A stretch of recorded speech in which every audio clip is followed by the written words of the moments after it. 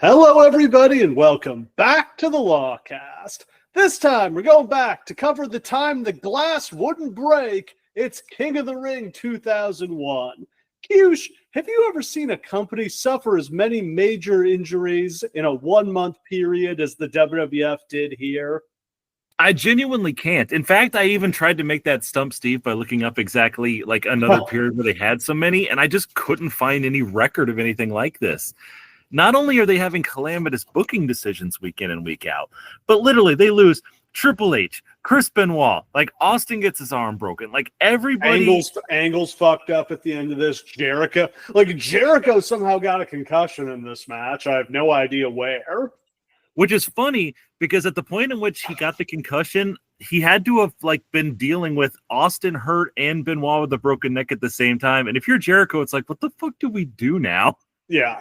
I think that's why the match just ended so abruptly. I don't know that what happened here was the planned finish. I hope it wasn't, because it was a horrible finish that buried Benoit.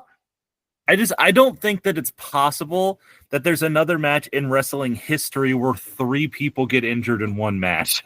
Yeah, that's tough to top. I'm trying to think. Maybe that Shawn and Triple H against The Undertaker and Kane match that was such a disaster. Yeah, but they were 5 million years old. Yeah, these guys were all more or less in their prime, but here's the thing. Other than the Triple H injury, which was just a freak thing, he stepped wrong and he tore his quad. The rest of these they brought on themselves they just ran these guys through a wood chipper in the month leading up to this with the stuff they had them do. My God, do you remember? So they got kind of pushed into this pushing Benoit and Jericho thing, and the only answer they could come up with was, why don't we just have them wrestle basically forever on all the shows? Every single show, multiple matches, or, a 20-plus minute match. I'm not exaggerating on the lead up to this. Benoit was wrestling at least 2 times a night for 4 weeks straight. Yeah, it was crazy what they did to him. And somehow at the end of it, his neck fell apart. Who would have thought? Yeah. Almost like there's this thing called a bump card, and they filled it up.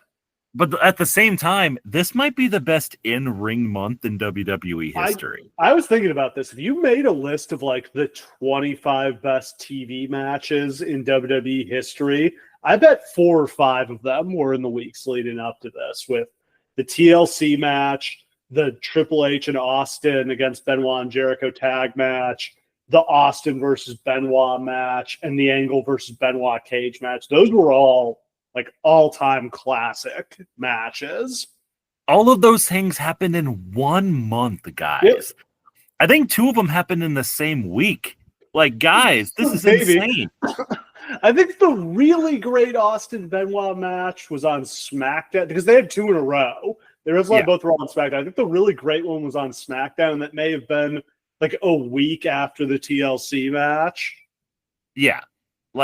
Absolutely ridiculous. Crazy. All right, we'll talk about King of the Ring 2001. But first, let's talk about Backlash 2025. We're going to do an abbreviated but first segment this week because there just wasn't that much news we really wanted to talk about. WWE released a bunch of people. I don't think any of them are that significant. I don't know about you. I'm a little curious if Braun Strowman is healthy enough. I think he could have a run somewhere. I still think there might be something to that guy. But that's sort of the question, as AEW is absolutely overstocked with talent. So is WWE. No one else has any money. Where are these guys supposed to go?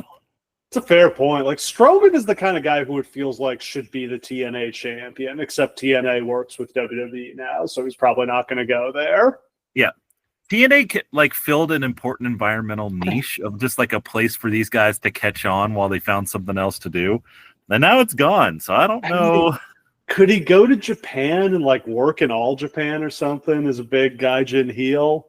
I mean, he could, and he probably will. But the problem is he's not good enough for Japan. No, he's the bad fit for the wrestling style there. And, I like the guy. AEW doesn't need more guys. They have Lashley. Lashley's their big man. Yeah, Dakota Kai seems like a great fit for AEW. Wouldn't be surprised if she went there. Everybody else, they could afford to add some more talent to their women's division. I'd like to see her in there. all the other ones might just leave the business because these are all the people from the Performance Center who like just kind of dabbled in it. Like, who knows if they're going to stick with it on the indies? Maybe they all probably could find other athletic jobs to do. All right, so let's talk about Backlash. I think it's fair to say this is the weakest pay-per-view card in quite a while. I'm trying to think of one. The last time there was a card that felt kind of lackluster, nothing's jumping out at me, and this one's pretty soft. But let me say this. I think the biggest disparity maybe since Triple H took over and what he thinks is the quality of the card and what actually is the quality of the card, because there's big names all over this show. There are matches that I think Triple H thinks are big matches, but they're not. Now, in Triple H's defense, I saw in the Observer the get-in price for the show is $127, which is pretty good for a B pay-per-view. Oh, it's gonna make tons of money. Yeah. Like the boom hasn't finished yet. Like, they could put on any bullshit and people are coming. It's just so funny to think that like legend John Cena, heel now with the belt, coming off Mania where he fucked Cody Rhodes, versus his eternal rival Randy Orton, could possibly be like, oh, that's the lamest shit ever. Who cares? Get that out of here. But it is. There's people who are nostalgic for this, and I just feel like I'm just like old enough to remember that these guys' matches were usually terrible. And guess what? Now that they're 45, it's probably not going to be better. I am fearing how bad this could be. I really hope they keep this one to, 12 minutes and lots of finishers would be the way to go here. I also, I'm leery of the idea of, like, Cena isn't really great this year. Like, his matches have been kind of because of course he's old and he's rusty. Like, it is what it is. And he was always clunky, and now his age with his size, it's just impossible for him to move, I feel like. But now with the belt, all of his matches are going to have such a bigger spotlight on him. Yeah. Like, he's going to have to do like 20 minutes in the main event with Orton, and it's going to be tough. When is the last time John Cena had a good match? It was probably like 2018, because he just hasn't had that many since then. Nothing's jumping out at me. You got to go way back. That random match he had with Reigns at SummerSlam wasn't bad. 2021, that was a pretty good match. That was fine. We'll call that the last one. Yeah.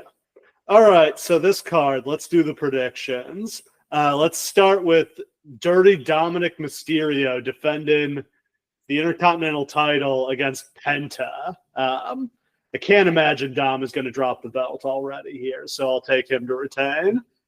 I'm going to go with Penta. Wow. I don't want that to happen because I think Dom should hold this belt for 7 years. I want him to have a Bruno Sammartino run with this belt where he only defends it like twice a year. The thing I could see Dom getting himself DQ'd or counted out to keep the title. Like, he could have like a Daniel Bryan when he originated the Yes Chant type of run. Entirely fair. But I also think like they're getting into a much bigger storyline than like these individual people. Like this whole like Lucha Brothers versus the Judgment Day thing is where we're going. I don't think it necessarily requires Dom to have this belt. So I'm just going to predict Penta because I think they want gold on him sooner than later. All right. Fatal 4-way for the U.S. title. Jacob Fatu versus LA Knight versus Damian Priest versus Drew McIntyre. Another one where I just can't believe they're going to take the belt off Jacob this soon, so I'll take Jacob to retain. What a burial of Drew McIntyre it is to be in this match. He should be bitter. God, I want him to do... You know how... who's it? Karrion Kross, who keeps doing these shoot promos, whining about how he doesn't have a good enough role? Drew should just start doing this. By the way, should we mention that Karrion Kross is actually over now? Yeah. And like that's the most unexpected thing in recent history. Do you think that happened by accident, or did they like come up with this idea for him? I don't know if Triple H actually thought this was really going to work like this, or that he would get over as like a baby face, for fuck's sake. But like he's just doing the Sean O'Haire gimmick that we loved so much from back in the day, the devil's advocate, right? Not telling you anything you don't already know. But he's a lot better at it than Sean O'Haire was. And so it's not a surprise, I guess, that it's getting over. All right, who are you going with here? I can't. I agree. They can't take it off of Jacob Fatu this early. But here's the thing: the air's totally come out of Jacob Fatu. I don't know where any of this is going. If you told me that any of these four men were like released 6 months from now or were world champion, I would believe it either way. I have no vision for any of their futures. Pat McAfee versus Gunther. Is there any way could Gunther get himself DQ'd maybe and Pat wins? Look, as we all know, I like to play up to the bit just to make it seem like we don't pick the same matches for every single fucking one of these. So I'll let you know, I've added in lots of other things because there's so few matches on this show. So like to try to keep this to not come down to the tiebreaker every time.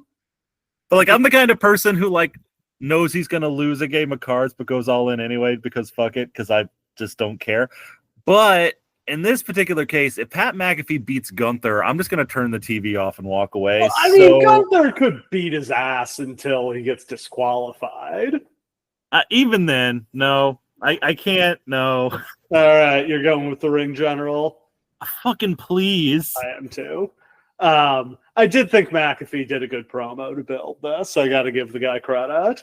I actually don't think that this is a bad idea to get Gunther some heat back. I really actually don't. It's just that I don't want to see it. Good little side quest. And I'll keep plugging the idea. Please, God, can he keep going after the announcers and then Wade Barrett stands up to him? Can you imagine the moment that Wade Barrett stood up? If Barrett stood up. God, he's taller than Gunther. The fucking bull hammer he hits him with. I mean, just the heat Gunther would have when he chicken shitted on that one. Like, I feel like does Wade have one more? Does he have one more match in him? I think he absolutely does. Yeah. He didn't really retire because his injuries were so bad. He just kind of stopped because he didn't want to do it anymore. Yeah. No, I think there's a big money match in him. I think but I think he's got a big nostalgia run in him. He could do a few matches.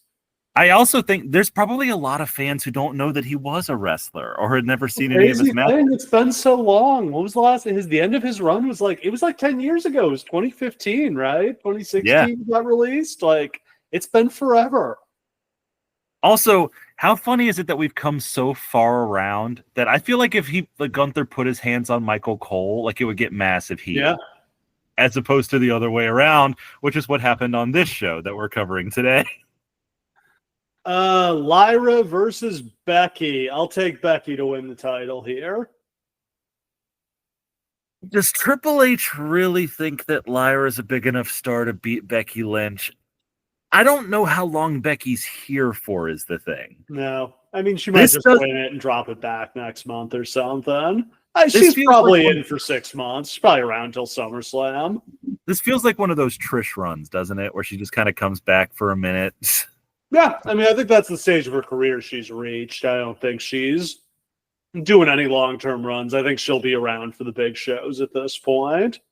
There's a real part of me that thinks that Triple H is going to have Lyra win this match. That'd be interesting. Are they going with the full youth movement in the women's division? Tiffy and Lyra and yep, can't even remember who has the other title. Yeah, me neither. She retained? It is still Yo. Yeah. So, fuck it. I'm going to say Lyra. Wow. But I think that would be insane. But I just think that's... We're not endorsing it. It's just what we think is going to happen. Exactly. Cena versus Orton. Look, there's no way. Randy's not winning the title here. How fucking funny would it be if Randy... That would be so funny if Randy just nailed his ass to the RKO and pinned him. And he was just like, finally, after 20 fucking years, I did it. He beat John Cena. No, it's not happening. Shit, I badly want Orton to turn heel and for these two to team up. Like, is that wrong? Evil mega powers, 2-man power trip.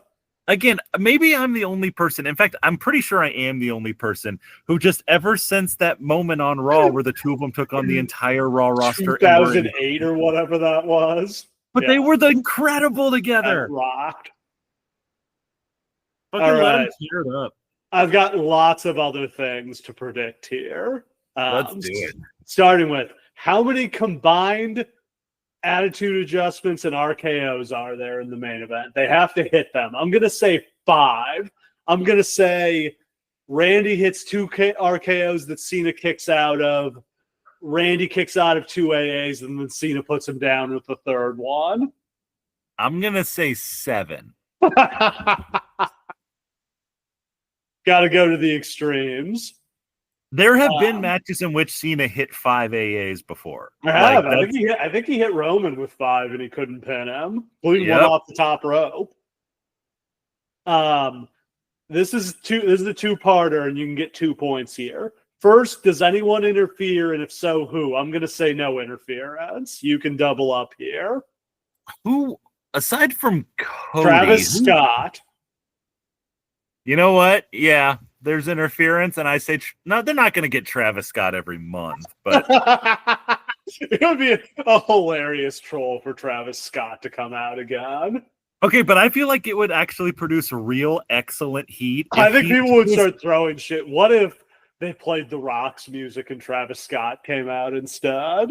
And he did his whole 2-minute entrance to The Rock. Yeah. That would actually be genius. I actually had like the bull and the flames and the whole thing, and it's Travis Scott. I'm putting down for yes, Travis Scott. You need to go. You need to shoot for the moon here. And every single time he comes down and just takes a finisher and gets his ass whooped. But yet, he helps Cena win. You know what? Yeah, I'm predicting that because I want it to happen so bad. What's going to open the show? I'll say the 4-way. I'm going to say Dom versus Penta. Yeah, those are probably the 2 options. What is the longest match? I'll say Cena versus Orton.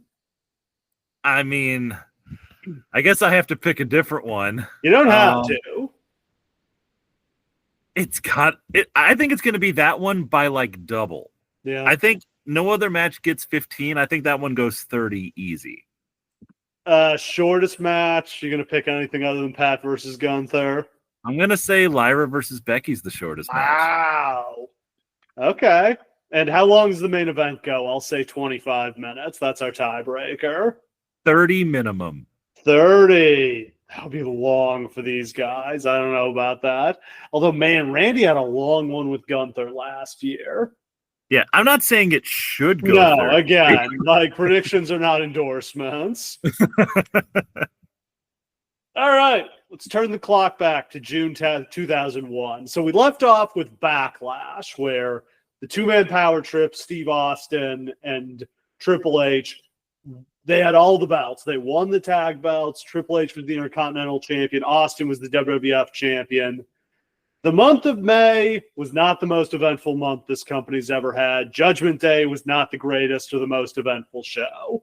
Austin retained the WWF title by beating The Undertaker in the main event. Kane beat Triple H for the IC title in a chain match. Kurt Angle beat Benoit in a 2 out of 3 falls match where the final fall was a ladder match. He retrieved his gold medals that Benoit had hidden in his trunks. Uh-huh. And then, because Benoit hadn't wrestled enough already, they had him and Jericho enter a tag team turmoil match that they won to become the number 1 contenders for the tag titles. Again, they are spamming these two so much because when you look at this roster, they have nothing. It's amazing how in 2000, this was the best mid-card we'd ever seen. And now, a year later, it feels like they have no mid-card. And it's funny because they must have always been like, oh, we got Jericho and Benoit whenever we need them. And now they need them. And suddenly it's like, oh, emergency. Fuck, they're not over. Fuck. What do we do? It's one of the many breaking glass metaphors we can use on this show. Break glass in case of emergency. And can these guys break the glass ceiling? Turns out, no, they cannot. Nope. But they can break the necks, though. They did have one of the best matches in the history of Monday Night Raw against Steve Austin and Triple H on this night after Judgment Day. They beat them in an incredible tag team match. Of course, infamously, this is the match where Triple H tore his quad. and still finished the match, getting put in the walls of Jericho on the announce table. Total freak thing. He went to break up the walls of Jericho and just kind of planted awkwardly, and his quad tore, just like his buddy Kevin Nash's would the year after this. Yeah, funny how that works. Yeah, that's what happens when you're massively overdeveloped. This match is so important for so many reasons, though. One, it's probably the best actual quality in-ring match they'd ever put on television. Like, and it gets like 30 minutes from start to finish. Awesome match. Huge overrun. The crowd is going insane. It is unbelievable from start to finish. And it's a case of good booking. Benoit and Jericho needed this. They couldn't just, if they just came close and lost, that's not good enough. They need to actually win this if they're going to be credible. And like, Jericho wins with the fucking lion salt, which is how you know it's time for him to go up to the main event, because he's actually winning a match with that. People with the lion salt. Well, yeah, once in a while he just get put in a situation where he couldn't win by submission. It's like, okay, I guess the lion salt's going to have to beat somebody tonight. The way his career would have changed if he had the code breaker in 2000. You know what I mean? It's amazing. I'm trying to think of other examples of guys who just like couldn't find the finisher and then it clicked. Who else? Like The Miz had this for a while until he found the skull crushing finale. Trying to think of other guys who kind of had finisher roulette over the years. That's interesting, because obviously like the Japanese style is to kind of like try to find like your mega finish, and then that like kind of took Orton a little while to find the RKO. He was doing the overdrive at first. There's a lot of guys who just kind of never found it, but I don't think there's ever been anybody like Jericho who went like a decade needing it until he finally found it. Do you remember the breakdown? Yes, I do. Is that the stroke, or was it the skull crushing finale? I think it was a stroke. It was the stroke. He had the overdrive, which is what he called the thing. He had a swinging like sleeper slam that I think he called the flashback.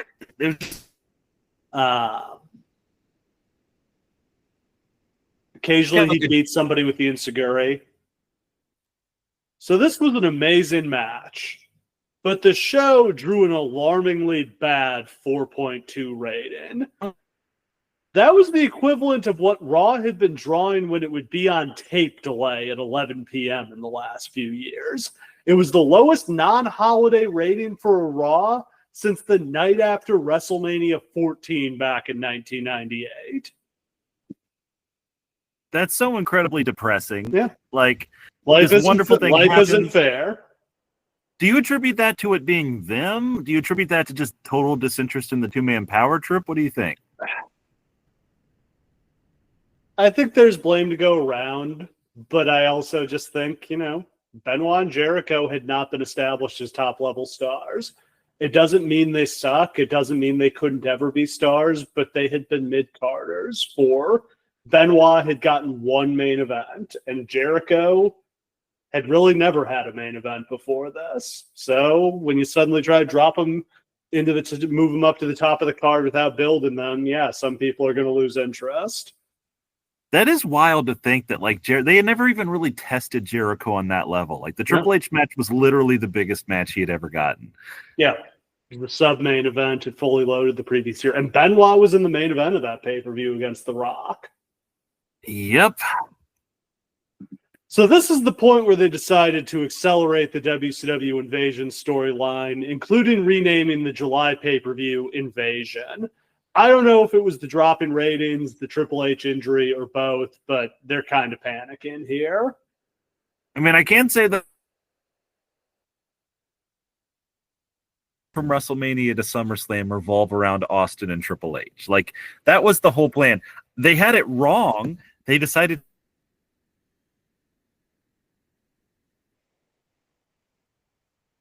So that Thursday on SmackDown, Jericho and Benoit were forced to defend the tag titles in a TLC match against the Dudleys, the Hardys, and Edge and Christian. This is really a lot to ask of Chris Benoit. And in this match, he did a diving headbutt off the top of a ladder through a table on the floor, and he fucked up his neck. That's one of the wildest spots I've ever seen especially a main eventer that you're actively pushing for the main event of the next pay-per-view to take. Like, you need this guy healthy, and you're letting him do a wildly insane spot. Nobody's catching him. He's just going through a table by himself from the top to the floor. Yeah, what if you just, didn't do that spot? Would it have hurt anything? Would anyone have been disappointed? Would anyone have said that match sucked? No. On the May 28th episode of Raw, WCW first invaded the WWF as Lance Storm interfered in a match between Perry Saturn, Terry, Steve Blackman, and Trish, and hit Saturn with a super kick. Is this how we envisioned the WCW invasion starting? No. When you were having like dreams of the WCW invasion as a young kid, did it involve Steve Blackman in any way? No, it didn't involve Steve Blackman or Lance Storm or Perry Saturn or Terry in any way. No, it did not. It just so I think the idea is that they were like, oh, it's going to start like small in the beginning and then it's going to escalate. But they don't have anybody for it to escalate with. So why are you bothering? Out of the guys they have at this point, I don't even know if they have Page or Storm signed, or Page or DDP, or Page or Booker signed quite yet. I think they know they're going to get them both. But out of the guys they have, Storm is one of the bigger stars. So this is not really starting small. He's probably the third biggest guy they have.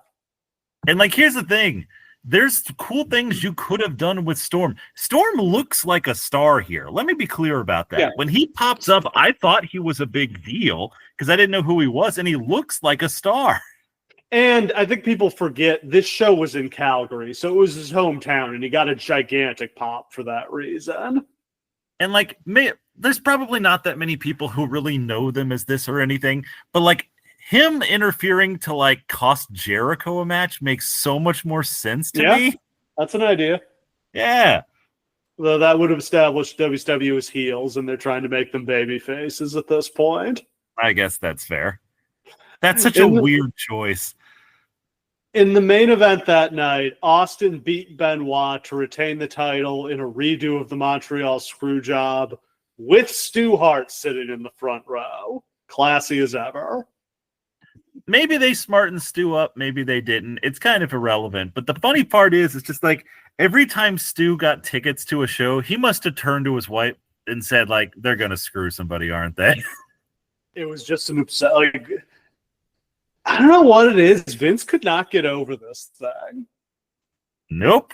I mean, Brett didn't either, but like, I understand it more with Brett. And I mean,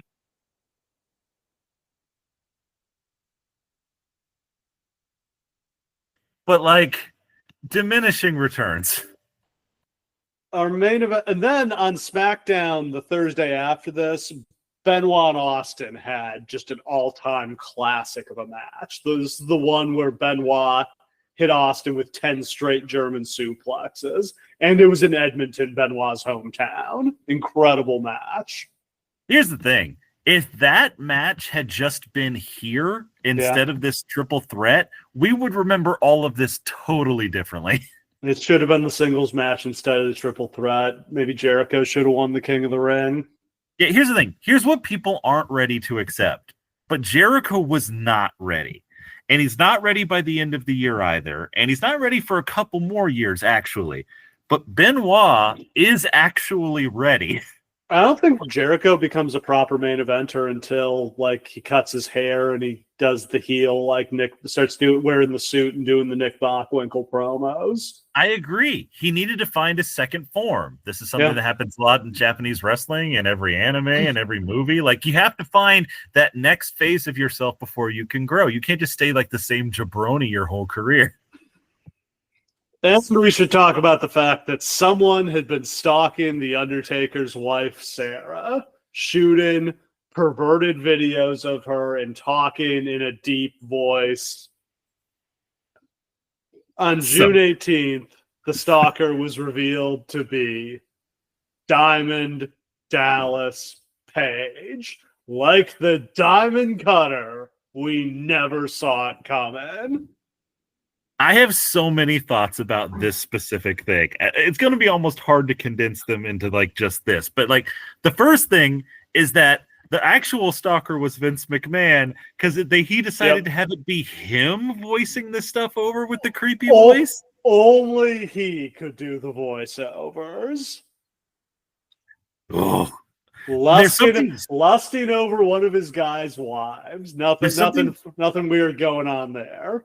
It is absolutely bizarre to the extreme that Vince was like, oh, let me be the one who voices over like, oh, Undertaker, your wife and her beautiful hair. Oh, she's so sexy. And like Taker's probably in the room too. And it's just like, man, what the fuck is happening here? That's Vince. Now, as we've mentioned many times for our loyal listeners, but for any new listeners, let's go over this one more time. This is a major crossroads in the wrestling watching lives of you and I. I did not know who Diamond Dallas Page was when he took the mask off. And for you, I assume a different experience. I didn't recognize him at first. It took me a second because his hair was different. And then I freaked out. Holy shit, DDP. And then I was like, wait, why is he a stalking pervert? That's weird. And I do have like maybe a hot take about this, okay? These stalker segments are fucking stupid. But this angle here with the reveal, where he drives a motorcycle down to the ring with the mask on, and then he takes the mask off and says, like the diamond cutter, you never saw it coming. That's amazing. Bang. There's a reason I still remember the line to this day. If they had only found a way... If from that point on, he said, like, I don't care about your wife, Undertaker. I just wanted your attention. And from then on, we just go. I'm good with that. No, but they had to make him a pervert. Yeah. But, like, even all of that up until this pay-per-view is maybe defensible in some way or another. It's not really. But what they do on this pay-per-view is so bad. He's dead after this. You can't call anything else that's ever happened in wrestling a burial. This is a burial. Nothing has ever compared to this. Still, cool they got DDP. That's a real star, so that's a start. Now, he probably should have been the one who kicked the invasion off, if we're being honest. Like, he should have just shown up and diamond cut Austin. But they think that Booker's the star, right? Like, they don't think that Page is the guy. Yeah, but Page is number 2. That is true. They don't have much. I mean, they've got Booker and DDP. Those are the only actual stars they're getting from WCW. And even then, is Booker really a star? That's the problem, is Booker was a mid-carder when people were still watching WCW. Like, I feel like Booker becoming the champion is the same as like Bret Hart becoming the champion, the WWF. Like, people who stopped watching WCW would be like, wait, Booker's the champion now? That's weird. Yep, exactly. According to the July 2nd Observer, the plan at this point was for Raw to become WCW Raw. How audacious is that? I kind of love it, though. Like, the balls on Vince McMahon that he's going to turn Raw into the WCW show. His own creation. His own flesh and blood. I'm going to kill it. I'm going to inject a lethal dose of poison.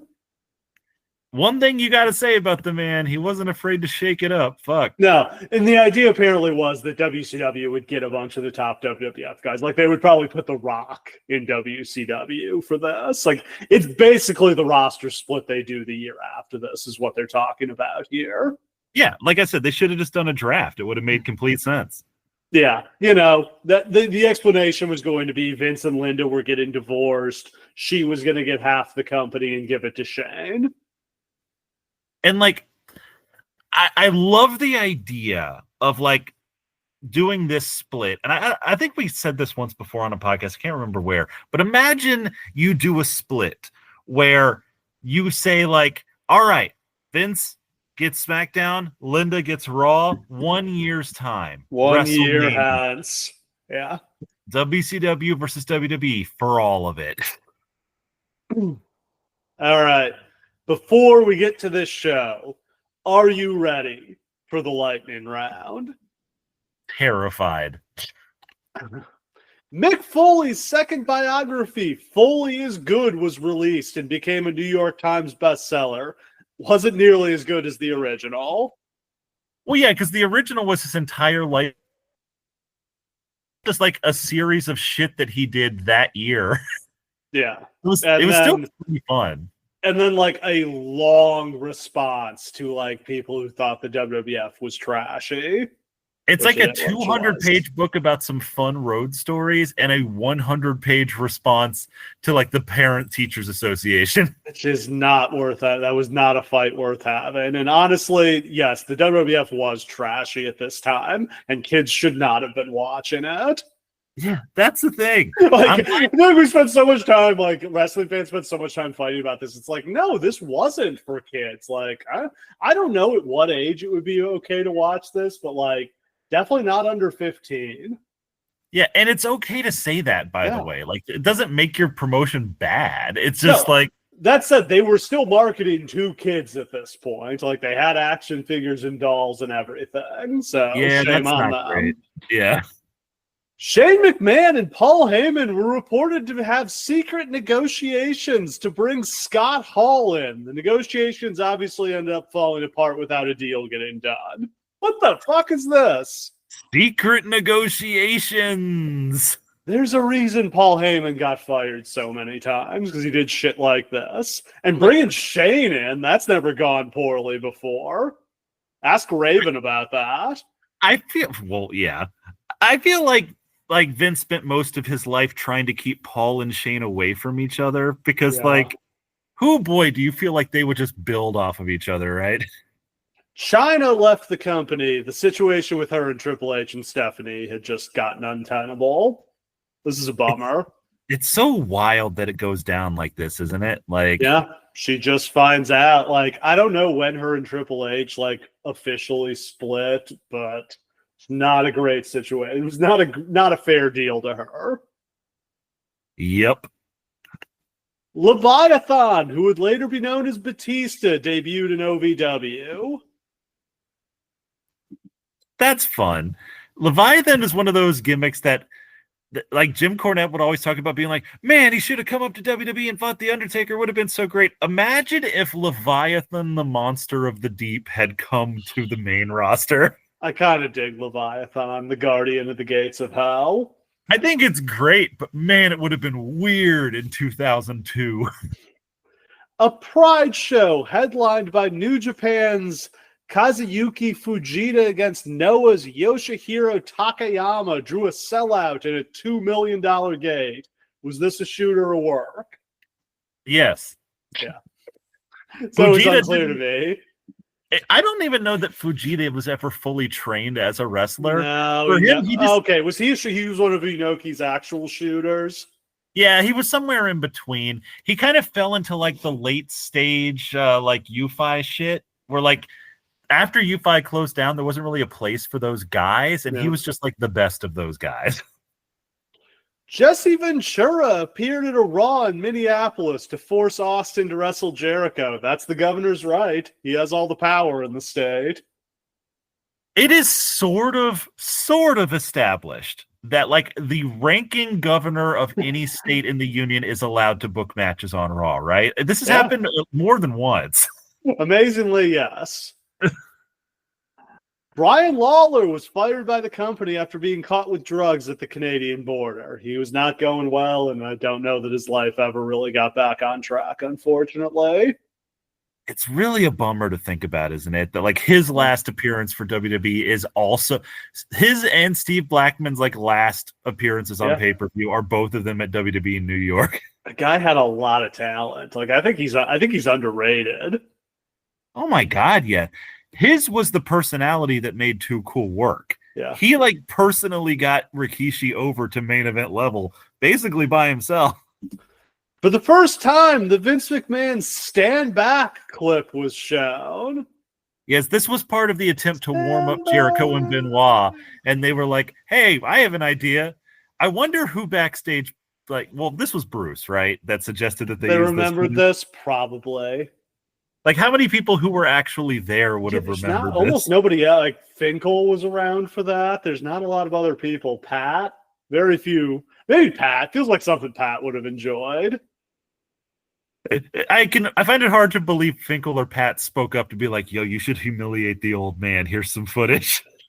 You know, it's interesting. Bret Hart, I saw an interview with him where he said like him and all the boys like actually took that as Vince sending them a message. Really? It was just him being like, I can do whatever the fuck I want to now. I think he was just on a lot of coke. Yeah, I think that's really what it was. But also, when they show that footage, it's supposed to humiliate Vince. I bet Vince loved that shit. Yeah. I actually think he did a very good job there. His dance, he clearly worked hard on his choreography. He's having a great time. Quoting directly from the Observer here, quote, Vince Russo is apparently involved in putting together a new promotion that would operate out of Australia and Singapore with Disco Inferno heavily involved. And somehow we've come back around where like Disco Inferno is trying to book AAA with Conan on the podcast now. Is that what's happening? Because God, my finger could not be further from the pulse of Disco Inferno news. Disco and Conan have had a podcast for years and years. I don't think I've ever listened to it. Me neither, and I'm thrilled about that.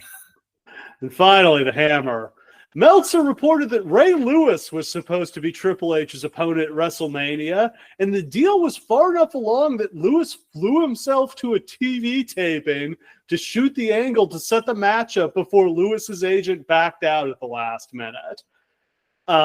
So this is right after the Ravens have won the Super Bowl. Yep. And 1 year after Lewis has been involved in a murder. Okay. So, well, obviously, but we're also 364 days into everyone in the world trying to cover that up so that nobody thinks about it. So, what is this year, if they do that Ray Lewis thing, does that change the whole tone of the next 6 months? I mean, WrestleMania wouldn't have been nearly as good. It would have been a lot more funny. And I guess The Undertaker and Kane would have wrestled Haku and Rikishi. God, I guess you're right. Woof. Yeah. So that's why this WrestleMania felt kind of thrown together, other than Rock and Austin, because it was. And much like SummerSlam 2002, the greatest pay-per-views of all time come from just throw talent in the ring and let them sort it out. All right, before we get into the show, are you ready to go outside the bubble? Yeah! In the NBA, the Lakers completed one of the most dominant postseason runs in history by beating the 76ers 4-1 in the finals. Their Game 1 loss to the Sixers was their only loss of the entire playoff run. They almost ran the table, and it took one of the greatest individual efforts in NBA Finals history by Allen Iverson to win even one game against this behemoth. Whenever anybody tries to discount Allen Iverson as one of the greatest players of all time because he didn't win a title or whatever, I like to remind them about this series where he has on one of the shittiest finals teams of all time. Can you name who the other starters were? It was Eric Snow was the point guard. George Lynch was on the wing, Mutombo, and I can't think of who the other guy was. And literally, big man.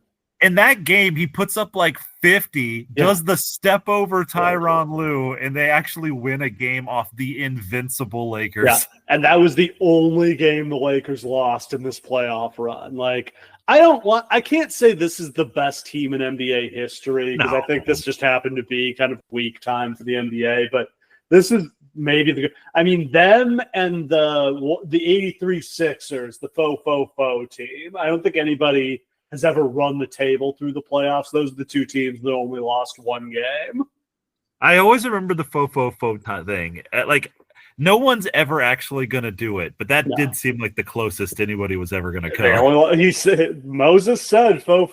They only dropped one game. They swept the Lakers in the finals. He must have been so pissed off about that because of how close he was. If he had called his shot, he'd be like Joe Namath.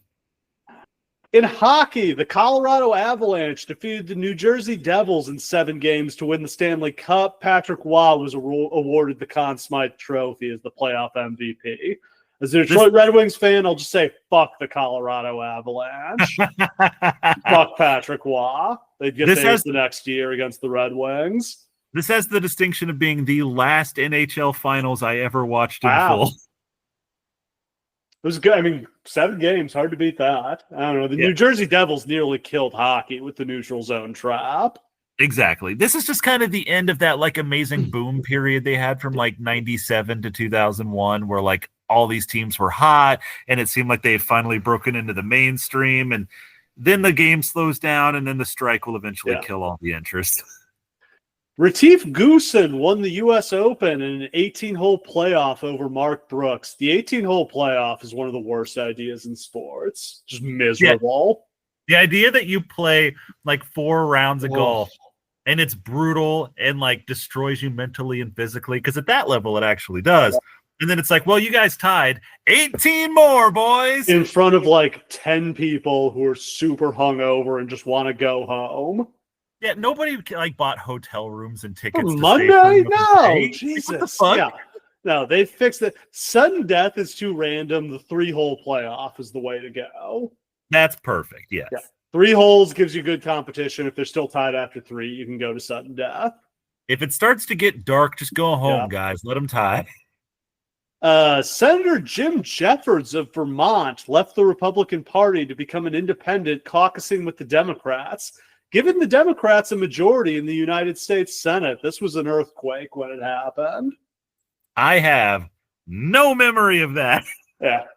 Well, this is back when only sickos paid attention to politics. It is funny that now everyone lives and dies by every single political maneuver that takes place. And like in those days, Not literally supposed to be that way. Only sickos are supposed to care about this kind of stuff.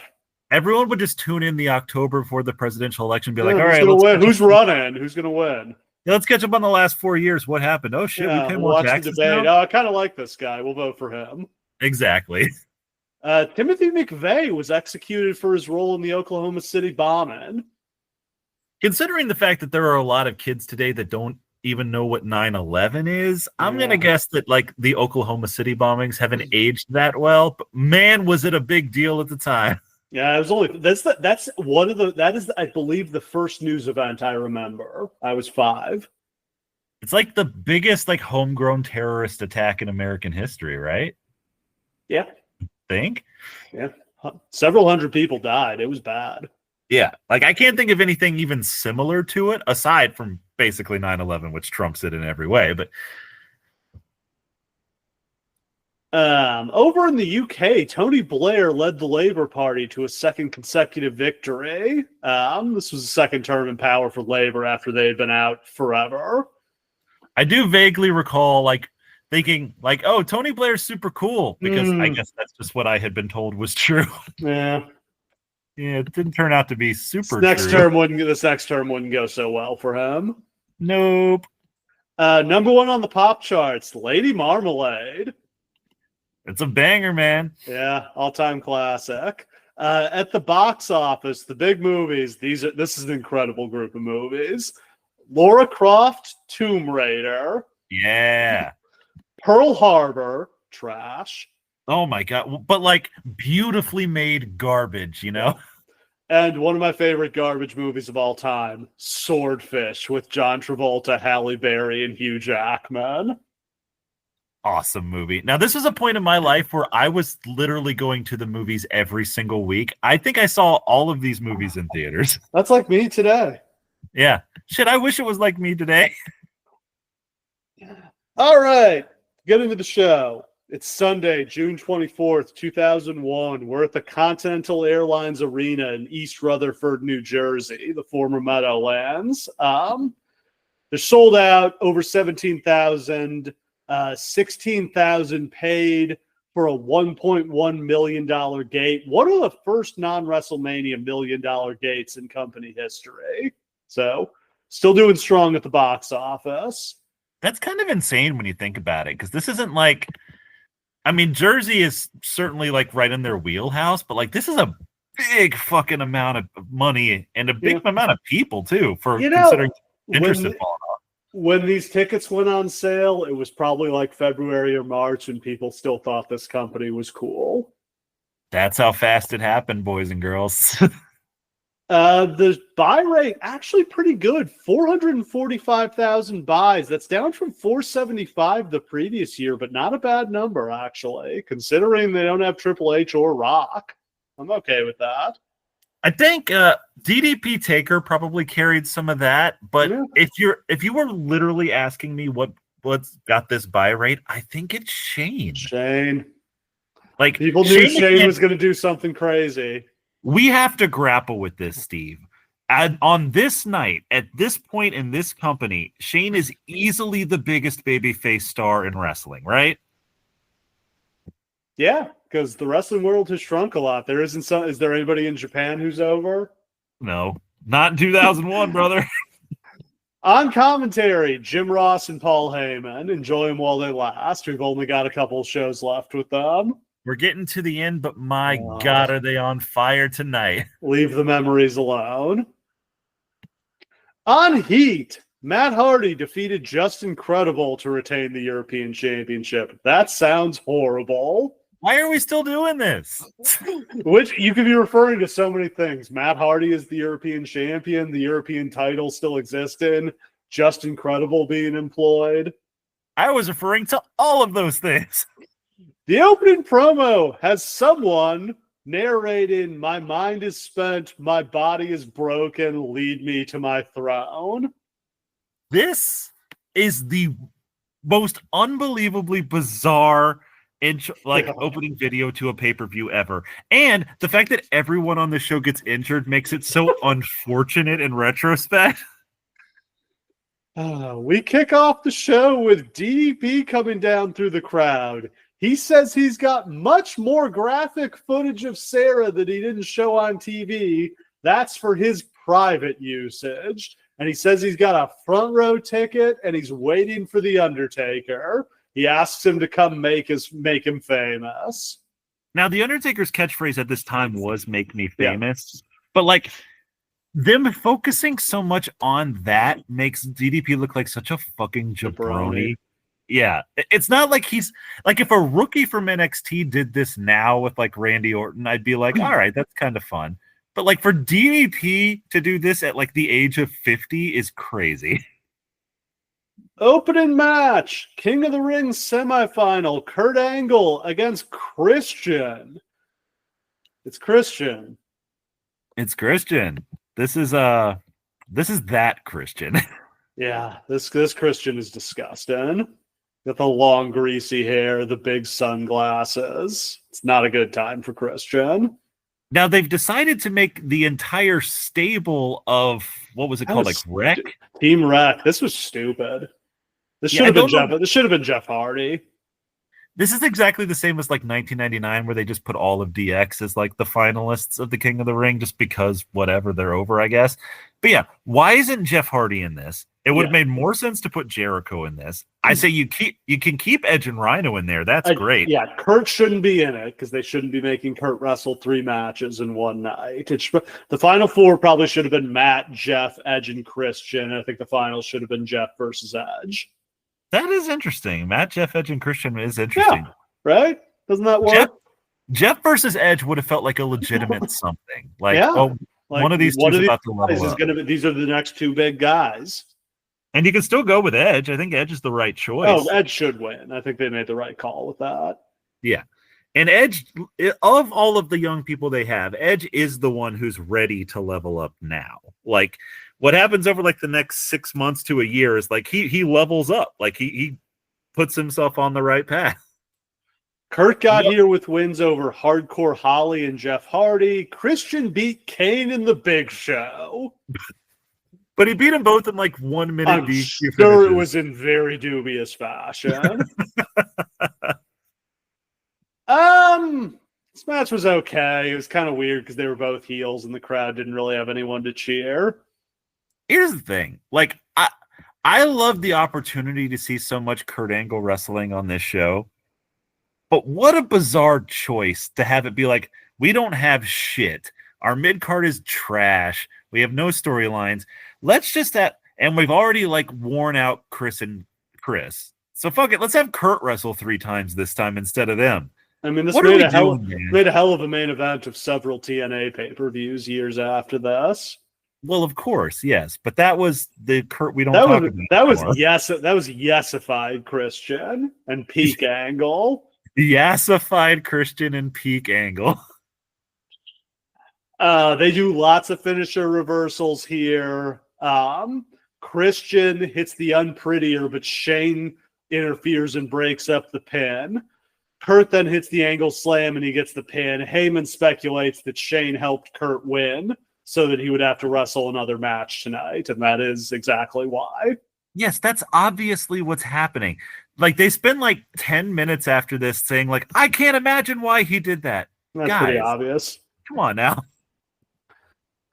We see Austin and Deborah backstage. Coach comes in and tells him there's a rumor that either Jericho or Benoit is going to be jumping to WCW with the WWF title if they win tonight. Now, at that time, I bit so deeply into this, I lost my mind. Because, like, I still think that, like, if either of those two things had happened, it changes the whole course of this shitty You story. think this saves WCW? I don't think it necessarily does, but, like, I think this was an opportunity for one of those two guys to level up hard. They show a video package recapping the Undertaker DDP saga, and then Heyman interviews Paige. But before he can really get going, footage of him ordering breakfast from this morning plays on the screen. Someone's been stalking him. So, the stalker angle is stupid. The actual debut of Paige was cool. In between is and then there's this. And of all the things that happened on the show, like Taker beating Paige's ass for 20 minutes really isn't the biggest burial of Paige on this show. Him having to sell this is bad.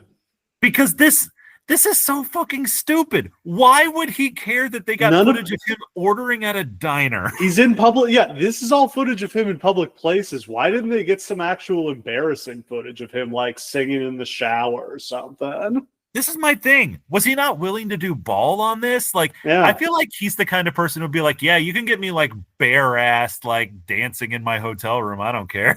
Yeah. Should we talk about how they could have brought Kimberly into this? Kimberly showing her face on television for 1 second would have buried this angle 10 feet underground. Kimberly should have beat Sarah's ass.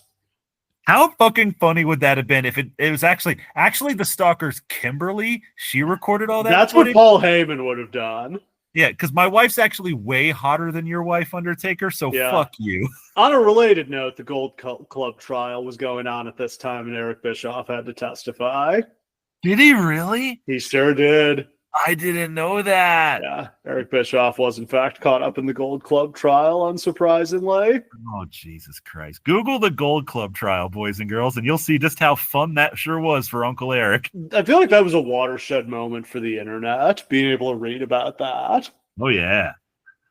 Then we get the next King of the Ring semifinal, Edge against Rhino. Rhino got a nice little pop here. Good for him. This reminds me, like, this could have been the final of this King of the Ring, and it would have been fine. Yeah, like, Rhino's genuinely... This is over. Rhino beat Taz and Tajiri to get here. Edge beat Test and Saturn. They're just a bunch of fucking jobbers. Where did the mid-card go? Well, they buried Taz. Tajiri's still cool. Tajiri had a fun run as Regal's assistant. Tajiri's still cool. Perry Saturn, why is he even here? Yeah. And Test is doing nothing at this point.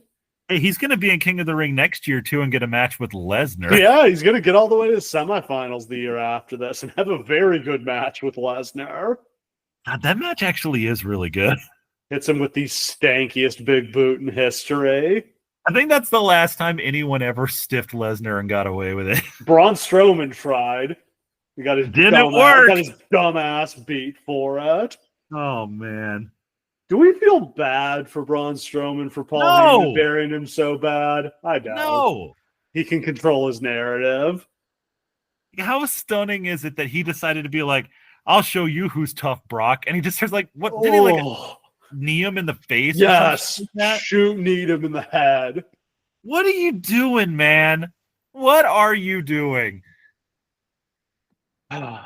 They do a cool spot here where they both go for spears at the same time and bang heads. It was an okay match, but again, the crowd doesn't really know who to cheer. Not behind either guy. That is unfortunately true.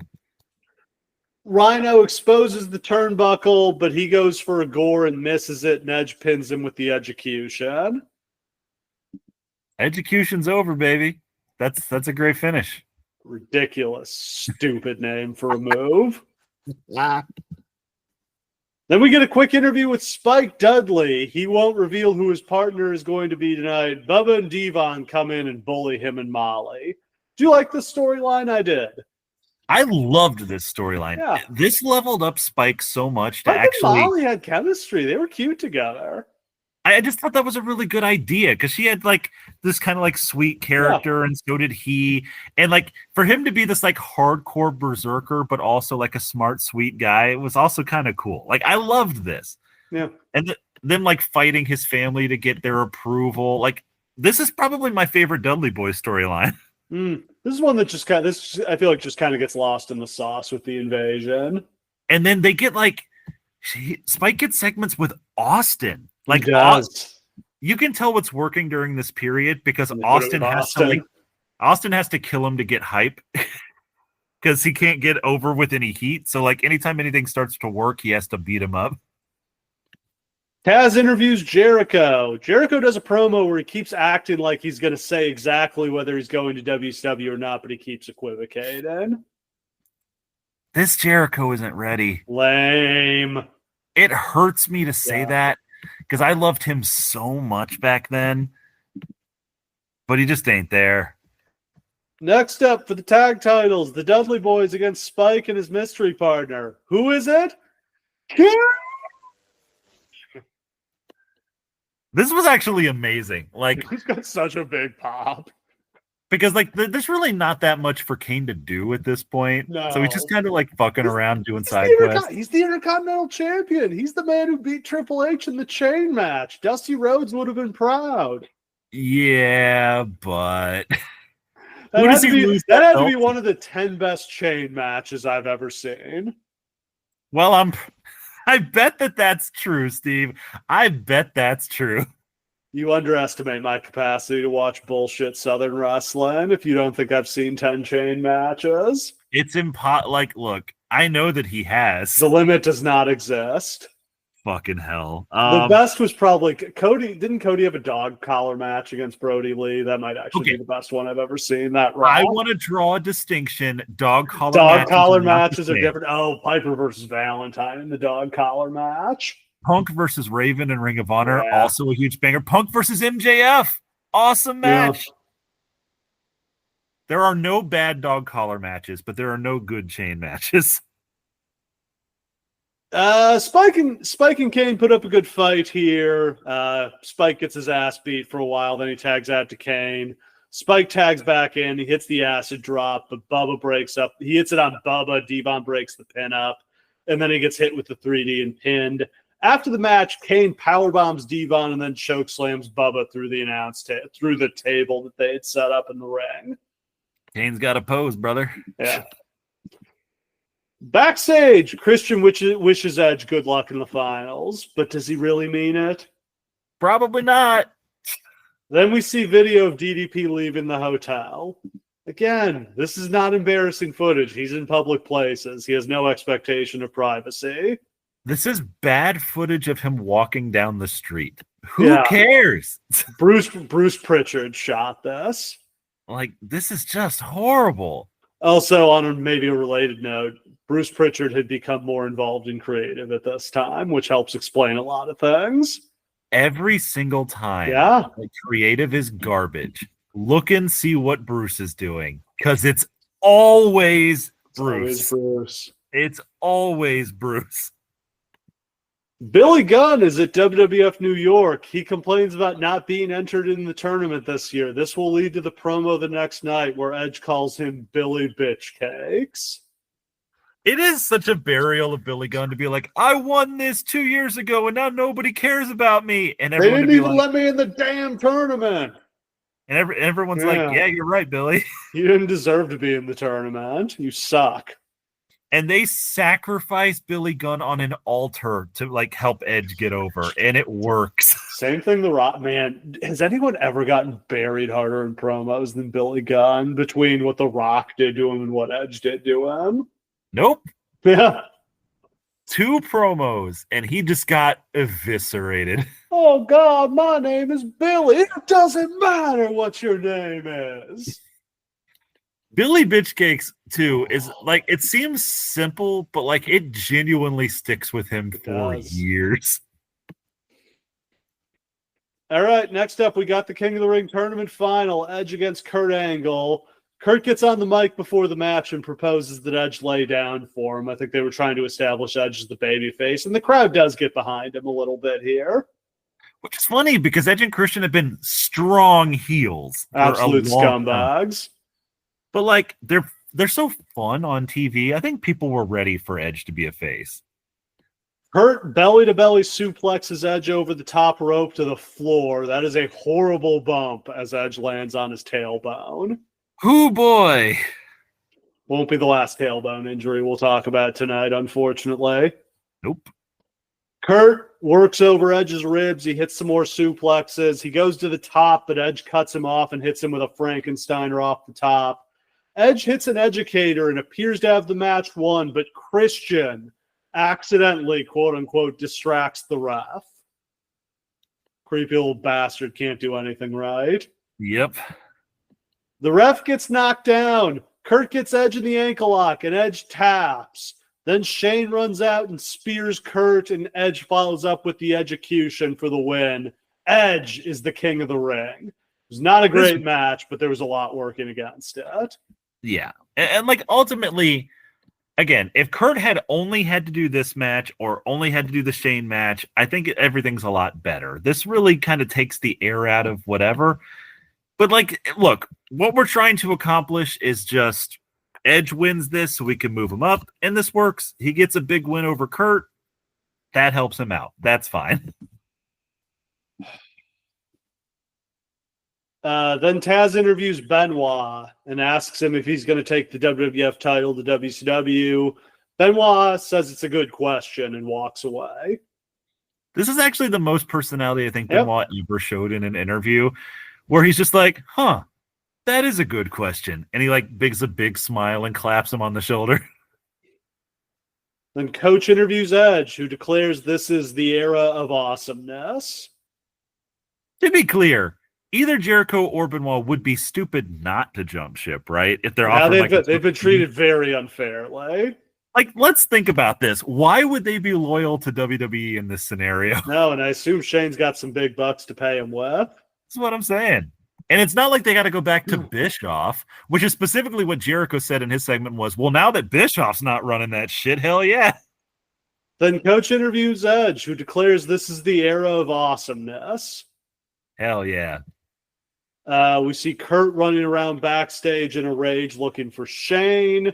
And then it's time for the light heavyweight title match as Jeff Hardy defends against X-Pac.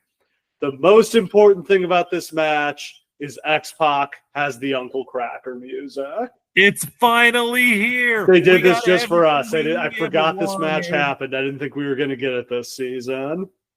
It's so funny because I think I said on the last podcast, I've watched this show like over 100 times. Why? Because this was the only wrestling DVD I had after I got back into the fandom. It was this and Survivor Series 2002. 2000 because it's the one that show sucks too. Those shows were both terrible, but since this one was so much more fun than that one, I thought this was like the greatest show of all time. It's a lot of Uncle Cracker. So whenever I wanted to watch wrestling, boys and girls back in the day, if you wanted to watch wrestling and Raw wasn't on, you couldn't do it. No, you put on a tape. Yeah. So I just watched the same ones. And even if it wasn't good, you convinced yourself it was. That's right. So we had everything we ever wanted, and we'd never give that back. If I had been on forums in 2001, I would have genuinely been on there being like, X-Pac versus Jeff Hardy was one of the greatest matches of all time. This match was off. I don't think X-Pac was doing well at this time. There's like hints of stuff here, but also like Jeff's not a good singles wrestler at this point. He just doesn't have a lot of stuff to do. No, he hasn't developed his awesome like when he gets good, he really just has a comeback routine. He would get his ass beat and then he would do his comeback routine where he would do like that kick in the corner where he would swing and then he would do the whisper in the wind, and like he hasn't really developed that deal yet. Yeah. Jeff Hardy's eventually going to hit on the fact that he's actually just new age Ricky Morton who just gets his ass whooped for 10 minutes and then wins. That's it. That's all he has to be. Hardy got the win in 7 minutes with the Swanton Bomb to retain. The show is not going very well. Really not, and it's going to go worse. Austin calls Vince and tells him he needs him to get to the arena to help him tonight. Vince had gotten frustrated with Austin on SmackDown and told him he needed to handle things on his own on Sunday, that Vince wouldn't be there to help him. Here's the best part. Okay, so this is where his character has become... Now he's clingy and paranoid and delusional. There's that famous like clip of him hugging Vince, and on like they turn the camera around and he's got like the craziest face on. Do you remember how later his character became he didn't like to be touched? Yes, but I love that he's like exploring these like minutia of like what if a person who had previously been like a god like slowly started to lose it and just became more and more paranoid, like. This is an interesting character study. I like this. Here he loves hugs. He needs to be hugged. He needs affection and what's the word I'm looking for? Reinforcement. Yeah, affirmation. He needs to know that Vince loves him. Which is so funny. And you can see in Vince, he's just like, this isn't what I fucking signed up for. Yeah. I what the hell is this? I want the Steve Austin who is a killer. Not the Steve Austin who gives me hugs as much as I appreciate them. Classic Vince line.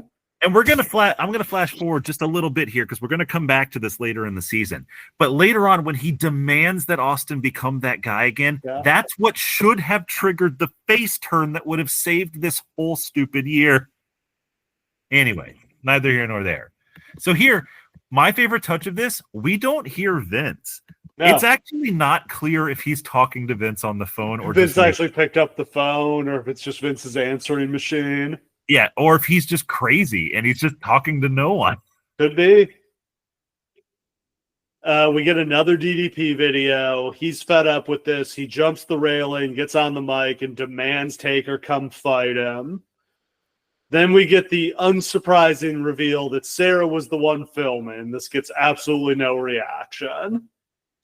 And guys, if you're wondering what's the worst acting that a person can do in 30 seconds, I present you the answer to that question. Man, in the history of people getting their untalented family members spots on TV, this ranks pretty high, doesn't it? Yeah, this is bad, guys. Sarah was horrible, and it was not a good development to involve her. And like maybe they just had to do it because that's what. Why did you decide that everybody had to be wife guys this year? That's a good question. The Rock was smart. Now, The Rock may have been getting divorced at this point. That may be why we never saw Mrs. Rock at this time. I think that happens like years later, doesn't it? I don't remember when they split. I mean, she's still his business manager. It's amazing. Oh, yeah, they're very close. Yeah, normally when you break up with your wife and start dating somebody like 10 years younger than her, you don't stay in business with her after that, but somehow they made it work. Undertaker comes out. He puts the gloves on and proceeds to beat Paige's ass for 5 minutes straight, and it feels way longer. But here's the thing.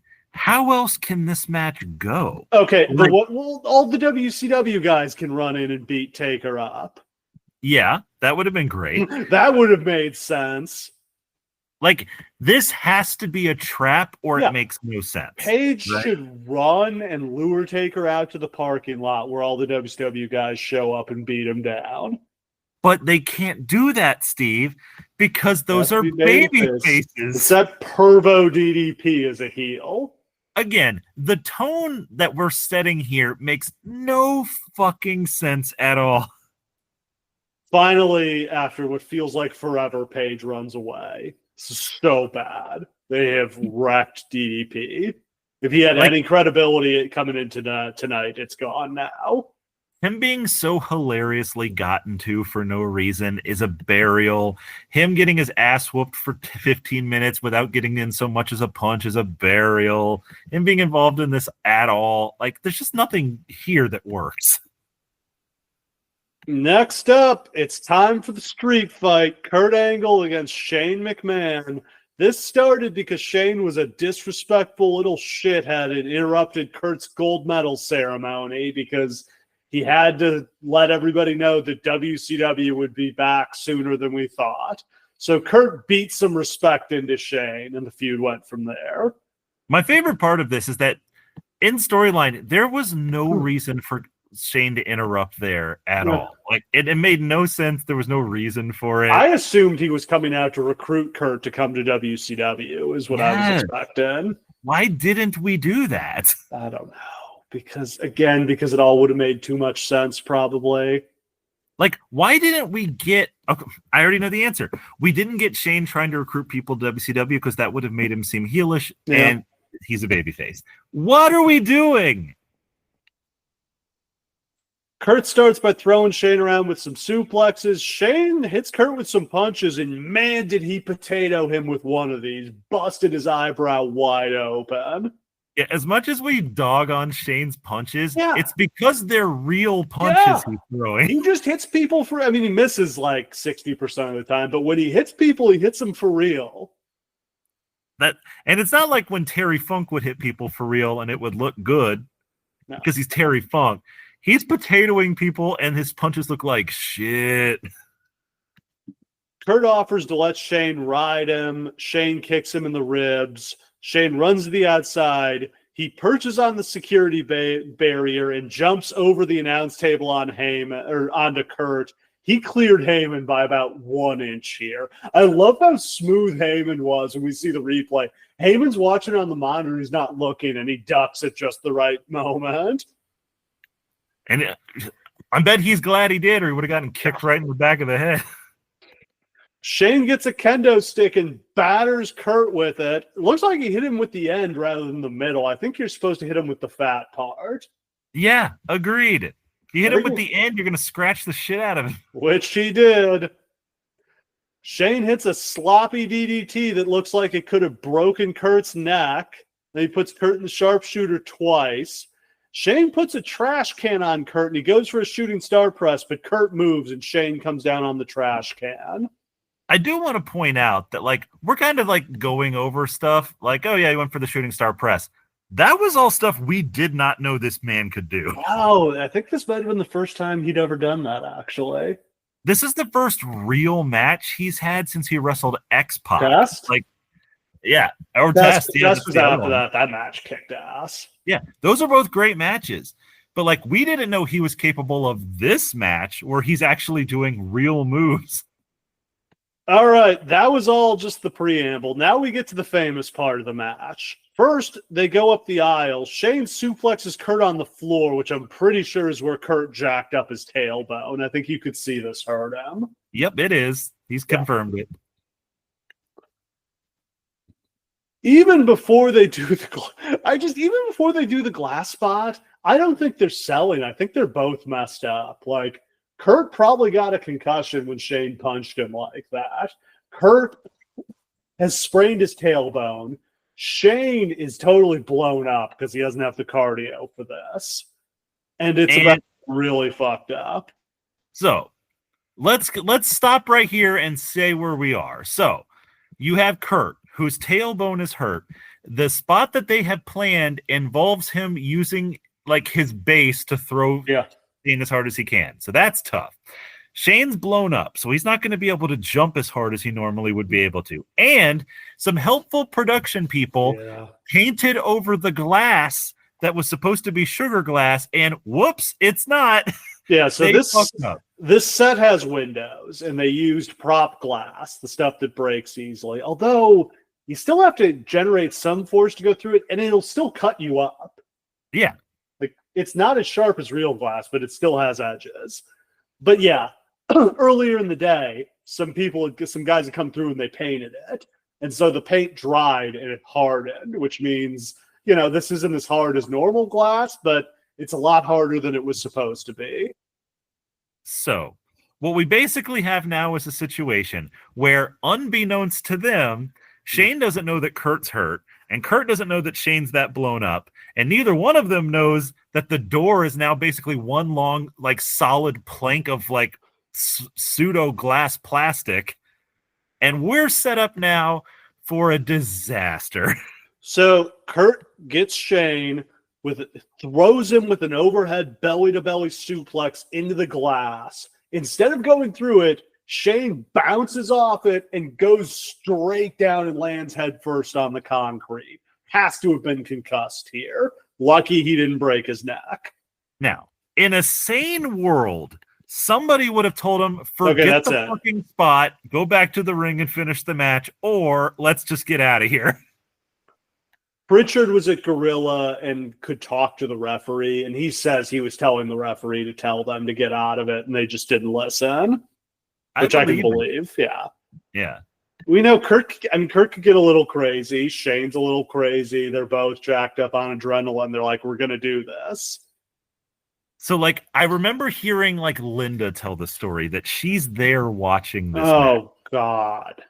And she is watching. So the first one's bad, but lots of people have taken bad bumps, right? Okay, just get back to the ring. Let's get this over with. They go for it again. Oh. He lands on his head again. The second time he goes through it. Oh, that's right. It's inside that they second time he goes through it, and like Shane comes up and his face is all cut up. I don't know if he bladed or if the glass cut him, and Kurt's back is all cut up. Now, there is a reason why they wanted to do this spot, because when he goes through, it's like the coolest fucking bump I've ever seen. Okay, this should have just been the finish of the match. Like, yes. This should have either been a last man standing match or a falls count anywhere match, and this should have been it. This is like the greatest super finish to a match I've ever seen. I think it's better when they go from inside out, because I love the camera angle, where I love the replay where you get to see him come through it. So maybe it would have had them go in and then suplex out. But yeah, this should only be one, and it should be the finish of the match. Yeah, that noise that he makes when he hits the glass and it breaks is like so satisfying. Yeah, no, it's an incredible spot. It's a stupid spot. It's a dangerous spot. And he doesn't land on padding. He lands on, why didn't they put padding down? Put down some carpet. Yeah, and here's the thing. When they're doing it inside, so they go inside then. And then Kurt is supposed to do it outside. But now he's got half as much space to work with because it's like this cramped little area inside. Yeah. So the second time he does it, Shane bounces off the glass and he lands right on Kurt's face, headbutts him. And there's like some metal studs and shit that's like holding the set together down there. Like, this is ugly. So they do it again. And once again, it doesn't break. This time, thankfully, Kurt gets his hands up and catches Shane on the way down. So the second one's not as bad. This at this point is like, get out of there. No one has stepped in. There's no road agents or anyone around like yelling at them to go home or anything like that. Everyone is just helplessly watching as they keep trying. I wonder if this referee got, I don't know. I didn't catch which referee this was. I wonder if this referee got in trouble. Yeah, I didn't catch it either. And then finally, Kurt audibles and says, like, look, you got to go through this fucking glass. Here you go, motherfucker. And he puts him through head first. Jesus. Okay, this has got to be the end of the match. Stop this damn match. There's 10 more minutes. Kurt covers him and the referee doesn't count. If I was the referee, I would have just been like, yep, no problem, Kurt. One, two, three. We're out of here. They can explain that shit later. Yeah. Kurt puts Shane on a crate and wheels him back to the ring. I don't know if that was part of the plan or if they ad-libbed that. That's very funny, actually. Because at this point, Shane is like, gotta be like mega concussed. He's bleeding from 20 places. But here's the funny thing. This should have been the finish. The best part of the match is still to come. The next part actually kicks a lot of ass. Kurt throws Shane in the ring, covers him, and Shane kicks out. Really should have just stayed down for the count there.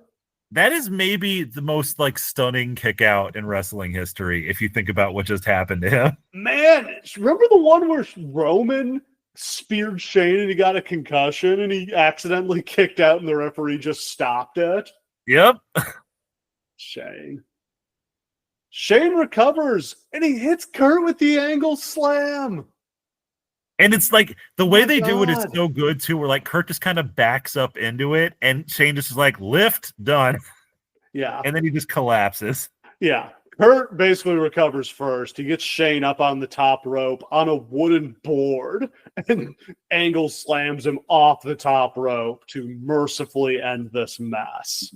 Now, I understand why they were so desperate to get back to the ring to do that finish, because that finish is one of the coolest things I've ever seen in wrestling. Like Kurt puts the board up because he's not used to this. He's never done like deathmatch style shit. He's never had to do a kill move like this before. So he literally puts a wooden board up to stand on, and then he gives like a mega Olympic slam that sends like Shane 3/4 of the way across the ring. When they hit, glass flies everywhere because it's in their hair and shit. The crowd, you have to say, the crowd goes insane for every part of this match. Yeah, I mean, I thought this was a very compelling match. It's kind of hard to watch because, man, these guys both got hurt, but this could have been much worse. This thing has a place in my heart that I assume like the Hell in a Cell has in like a lot of other people's hearts. The Hell in a Cell is a bridge too far for me, but I feel like this isn't quite as bad. This is pretty bad, but it's not as dangerous as Hell in a Cell. Also, Shane's not on the fucking road every week, right? He's not a real wrestler. He's a stunt man. That's what he does. So like it's not as bad. We see Austin in the parking lot. He's talking to the security guards. He tells him to tell Vince to come to the ring as soon as he gets here because Austin has to go wrestle. I don't know who this security guard is, but they have found the smallest, shrimpiest, nerdiest looking dude in the history. Yeah. And I'm sorry, dude, if you out there are listen to our podcast, I'm so sorry. I'm not bagging on you, but it's perfect casting because Austin like towers over him, but he's almost being like, dude, you gotta help me. You gotta help me, please. He's not like always before he's been aggressive bully Austin, but now he's desperate, pathetic Austin. It's like, when Vince gets here, I need you to tell him to go straight to the ring. I need his help. And I love seeing Brooklyn Brawler comes out here and just like, Steve, you got to get to your match. No, that's go time. You got to go. Which I think is the only time in wrestling history they had ever shown a guy getting called for his match. Yeah. All right. It's main event time for the WWF Championship. Steve Austin defends against Chris Benoit and Chris Jericho. This is what the world has come to. Yeah, buddy. I wanted to be excited for this. I was such a big Benoit fan, and he was getting his big moment, but like, this is just shit booking. Like, Austin the heel in essentially a handicap match heroically defends the World Wrestling Federation against these two traitors who are going to take this title with them to WCW. And Austin heroically fights through it and wins. Yep. This is so heroic. This is like that Triple H promo where he's like, if anybody comes between me and this company, I'm kicking their ass. That's Steve Austin. Like, taking one for the team here against these two scumbags. That's so funny about the Austin character. And as we get later, when he does betray the company, he very rightfully is like, no one's tried to save that company more than me, but no one cared. No one tried to help me. They just left me alone. Benoit and Jericho double team Austin for the first couple minutes, and then they have miscommunications that lead to each of them getting knocked out. So we get a series of one-on-one segments. Benoit gets the belt and he hits Austin with it, but Jericho breaks up the pin. Benoit comes into the ring with a chair. He swings at Austin, but Austin ducks and he hits Jericho. And then Austin stuns Benoit. Yep. I don't know. Going okay. Stuff's just kind of happening. It gets better. The crowd is not super into this. But could anyone really buy that Benoit or Jericho were going to win?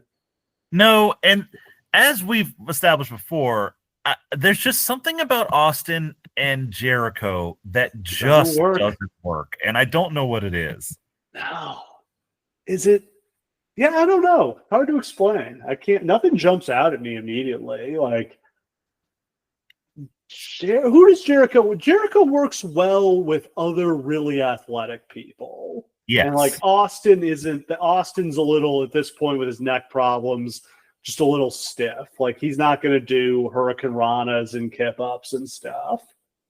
And Jericho actually doesn't take he's good at selling, but he doesn't take a good ass beating, which is really what Austin requires. Now, I think later stage Jericho, like AEW Brawler Jericho, would have worked really well with Austin. I think you're absolutely right. I think that would have actually been a great match. But this version of Jericho is not hard. No, not even a little bit. Benoit comes back with the rolling German suplexes. He gets to 5 before Austin low blows him. I'm glad he didn't try to go for 10. I think his neck would have given out. Agreed. Though, when we were talking about that SmackDown match, the build of the crowd as he hit each additional German suplex. I just said nobody believed Benoit or Jericho could win. During that match, I remember during that match, it hooked me, and I started believing Benoit might win. Again, I think that there's something here if it's just Benoit versus Austin. It would have been such a good match. I mean, they couldn't have had a better match than they had in Edmonton. It was, Benoit's hometown. But they could have had a much better match than this. Yeah, and just building off of that match, I think you could have convinced people that Benoit could do it this time. Jericho puts Austin in the walls, and Benoit puts him in the crossface. Austin taps out. Now, I'm old enough to remember that in 1998, when Steve Austin was pinned by Undertaker and Kane at the same time, that was the end of the match, and the title was held up. I'm also old enough to remember that a couple years after this, when Triple H was tapped out by the Execution and the Crippler Crossface simultaneously, that was the end of the match, and the title was held up. But here, for whatever reason, Hebner says, no, that's not the finish. I hate that. I don't understand. What's the justification here? He tapped. You could say he tapped. It's a draw, which would be some Dusty Rhodes booking bullshit. If it's it's a draw, Austin keeps the title. Or alternatively, you could have them both win, just eliminate Austin from the match, or have them both win and they go one-on-one on Raw to decide who the champion is. The one thing that should be definitive, though, is that Austin lost, and he should lose the title now because he tapped out. Yeah. Now, they'd established this previously, that this was the kill shot and Austin had tapped out in it. So I guess this is the one credible thing they can do, is both of them can shamefully gang up on Steve Austin and bully him together. Now, I do think the idea that they both do this finish and they both jump to WCW is actually kind of a kick-ass idea. They're co-champions like Jericho and Chyna were with the IC title. And of course it would go horribly and they would break up and it would be this horrible thing and whatever. But I just think that would have been sick. Because this double finish, by the way, if you've never seen them do the walls and the crossface at the same time, stanky. It looks like the most painful thing imaginable. Now, I love how many dudes you can see in the crowd just be like, this is bullshit. That was my reaction. I'm like, dude, don't insult me. You're just insulting my intelligence with this. It's true. Austin rolls outside, where Booker T shows up to hit him with an axe kick and slam him through the announce table. I'm now going to reveal something absolutely insane. When I was watching this live, I thought this was K-Quick. No! I thought it was R-Truth. I didn't recognize Booker at first. How fucking amazing would it have been if K-Quick re-debuted to cost Austin the title? Thought he was Booker. Ron the Truth Killins showed up. Honestly, that would have been so fucking amazing.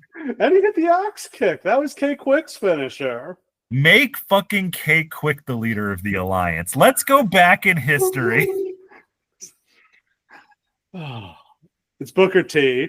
Gets a nice reaction here. Crowd knew who he was, even if I didn't. I mean, look, while he might not be like a megastar, he was still a guy on TV during the biggest period in wrestling history. Like, people know who Booker T is. He slams Austin through the announce table. Austin slid off the table and hurt both his back and his hand on the concrete here. Ooh, that looked rough. Great debut for Booker. Injure the top guy in the company. Also should note, Jericho got a concussion at some point here. It was probably on the chair shot.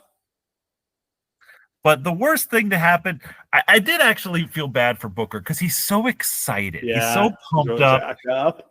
He lifts Austin up. It's supposed to be a simple back suplex onto the thing. He throws him like 5 feet up into the air. God damn, son, what are you doing? He literally throws him over the table, and he catches he grazes the table and then hits the concrete. Are we working or are we shooting here?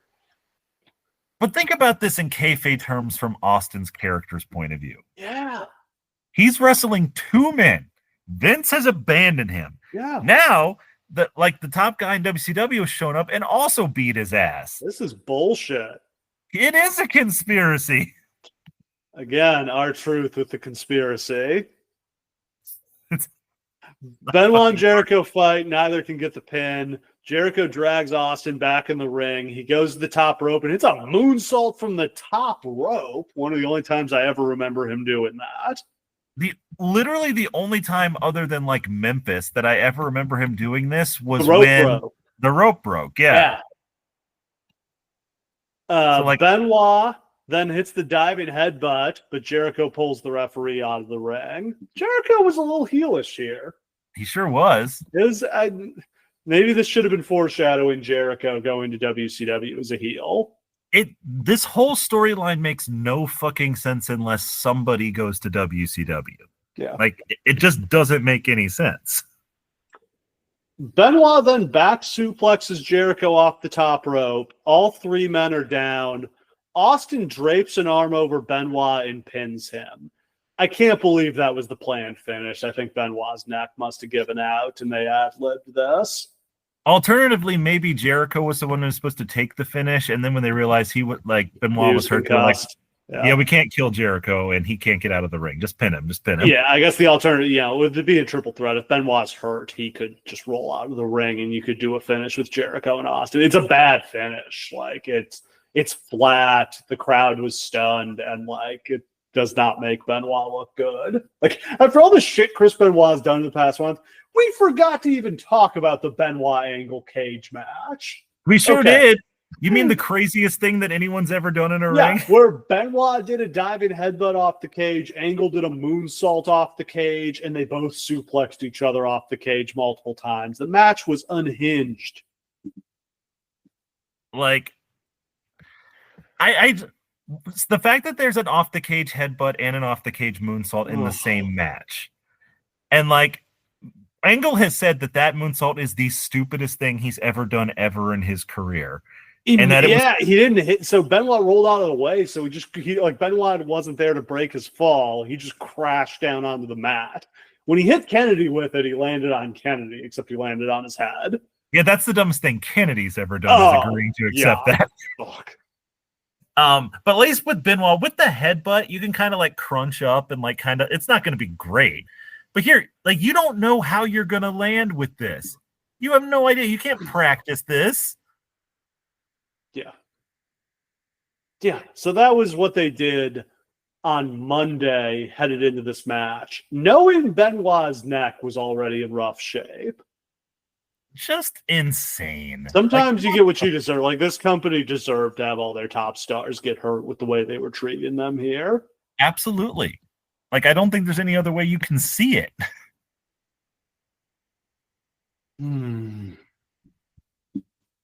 All right. That's the end of the show. So taking stock of where we are. Austin's hurt. Benoit needs neck surgery. He's going to be gone for a year. Jericho has a concussion, but he wrestles on Raw the next night.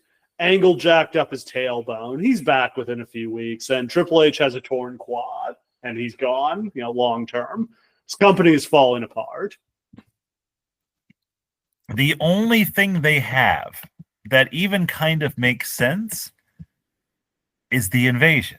Yeah. So at this point, if not okay, here's the thing. Rock's going to be back for SummerSlam. Can't you just do Austin versus Jericho next month? I mean, I agree. Yeah. You don't have to do the invasion. They just got impatient and they didn't want to pay guys to sit at home. Yep. And that's literally what it is. What about just do Austin versus Booker next month? That makes the most sense. Yeah, it can still be fully loaded, and it's Austin versus Booker, and Booker has to lose. That is what it is. But that would at least be a good hot match. That's actually a great idea. Yeah, I think the way to go, like we said, is to start just integrating the WCW guys into the show, rather than doing a full-on invasion. Start getting some of these guys on the show, start getting them exposure, start getting them over, and just buy yourself some time. Yep. Yeah. Agreed. I don't know. Overall, how do you rate this show? Shane versus Kurt was good. I really didn't like this overall. This is another thumbs down from me. It's so weird because I love this show with my whole heart forever and ever. I love this show. It's like how I love WrestleMania 14, even though it's trash. Yeah, this show sucks and it's a disaster. That was the other thing about me enjoying it back in the day is I didn't realize that everyone was literally getting hurt the entire time. This is a crazy disaster. It never should have happened this way. They got exactly what they deserved and then just spent the next 6 months crying about it and making bad decision after bad decision. They could have avoided all of this. But they did it to themselves. No. All right. Twitter questions. AJ Jones asks, did this show overexpose the staleness of the mid-card in WWF? Yeah, that's kind of what we were talking about, that the mid-card just feels dead. I think it's less right to say that it exposed it and more right to say that it had to deal with it. I think WrestleMania is the last time it really feels like this is a whole company. But even then, there isn't a single match you could have added to that card with the talent you had left over. I think the myth that the mid-card was so strong is only because there were main eventers who were over and people below that too. But as those started to peel off one by one, I think that problem had cropped up 6 months before this.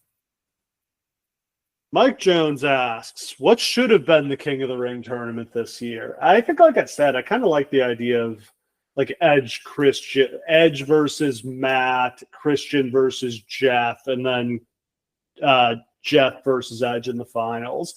Alternatively, if you're going to put Jericho in the tournament, how would that have gone? I think you still have Edge win, right?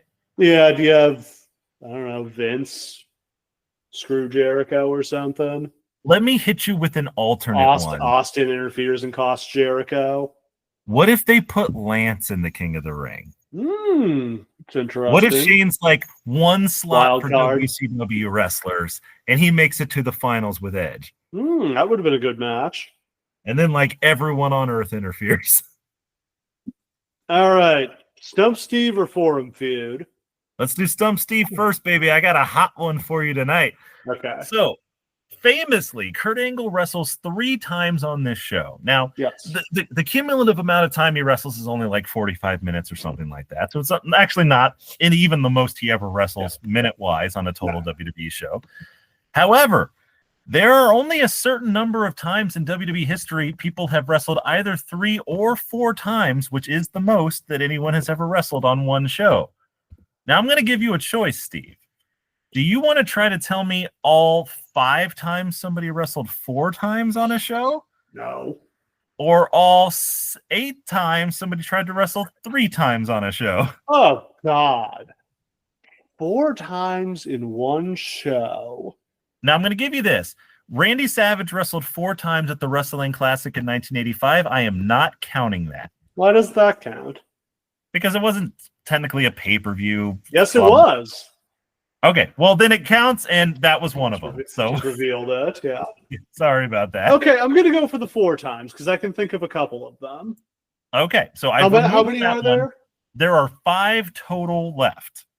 Oh God, that's more than I thought. Okay.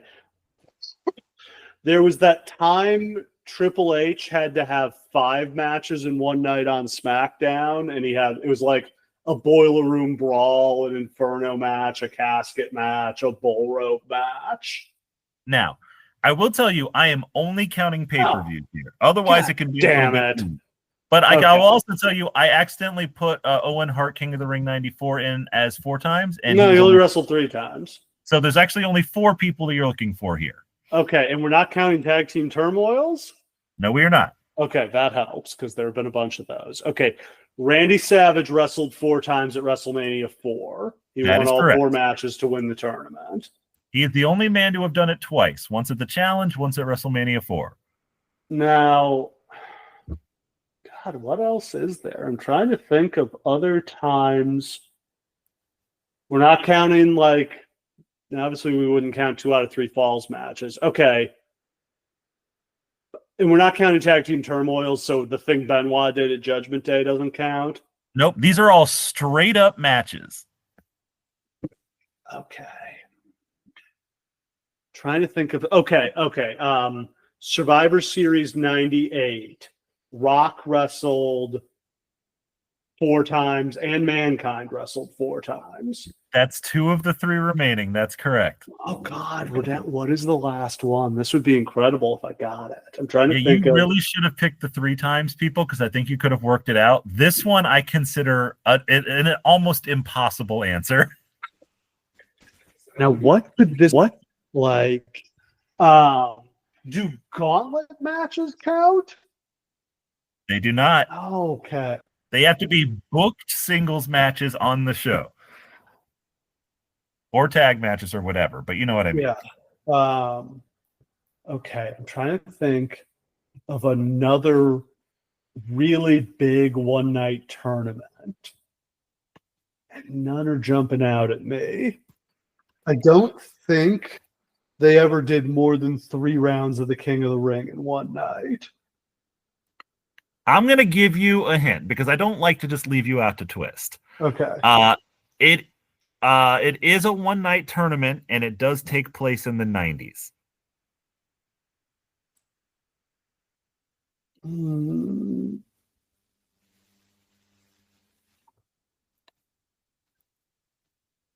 Four times in one night. So now, it's you are correct in saying that they never did a King of the Ring where they did more than 3 rounds. However, there might be a weird exception to that. Savio Vega. You did it! Oh, Savio's King of the Ring 95 had to win a match on the free-for-all to get into the tournament. And then he won 2 matches after that to get to the finals, and then he lost to Mabel in the final. Wow. Steve, this is the most proud of you I've ever been. I can't believe I got that. Hell yeah. Wow. So, okay, so quickly, the 3s are just kind of like it's a bunch of people in King of the Ring, right? It's like Brett in the first one, Owen in the second one. Kurt and Rikishi at 2000. Billy Gunn. Did Mabel do 3 in that one, or did he have a bye in one of his? Who? Mabel. Mabel had a bye. Yeah, okay. Razor at 94 because Bam Bam had a bye. Brett at 93. Did One Man Gang at WrestleMania 4 wrestle 3 times? He may have. I didn't track. Maybe he got a bye through the semis. I'd have to look at that. I know DiBiase had a bye, but DiBiase he wrestled Duggan in the first round. Did he get 2 byes? I think DiBiase had 2 matches. I think he had 3 matches. He had 3 matches. I checked that one. And then Owen Hart at 94 and Razor at 94. Now, mini stump Steve, can you name the only one of these that did not take place in a tournament? Where somebody just had 3 matches in one night. Yes, that's correct. Triple H, No Mercy 2007. There you go, buddy. You named them all. Bang. That's why they pay me the big bucks. That's right. That's why it's Stump Steve and not Stump you fuckers at home. All right. Forum And now feud. let's finish it up with a little forum feud. It's time for us to have a forum-based argument like we used to do back in the thousands. And for you kids out there, that means it's going to be stupid. And today's argument will be, what is the greatest theme song for any of these people on this particular night? That's interesting. Do you want to go first? I need to think about this more. Yes, I will go first. And my answer to this question is Shane McMahon. Ooh, here comes the money. He's got the proper version now. So he has Here Comes the Money, which is obviously an incredible theme song. But for a character like Shane, who was ostensibly a heel, but is by far the most over babyface in the company, that specific straddling of that bizarre character, Here Comes the Money is perfect for. In theory, it is the most heelish song ever recorded for a human being to come out to the ring to. And yet it's so peppy and upbeat, you have to love it. I'm going to go with Steve Austin's Disturbed theme. I just think this is such a badass entrance theme. And like he already had great entrance music before, but this really leveled him up. And this song is iconic. I will actually argue that I don't love it for that character as much as his original music, which I think is just some of the best music ever. But do you think it just doesn't fit him that he has like I don't even know. What kind of music is Disturbed? Is that heavy metal? It's kind of like, it's like scream metal. Fits into that like butt rock early 2000s stuff, right?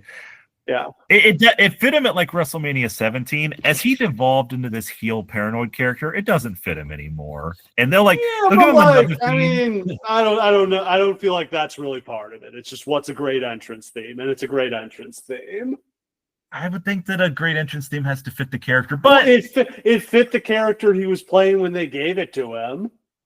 That's a good point. That's fair. And it is an unbelievable banger. I can't deny that by any stretch of the imagination.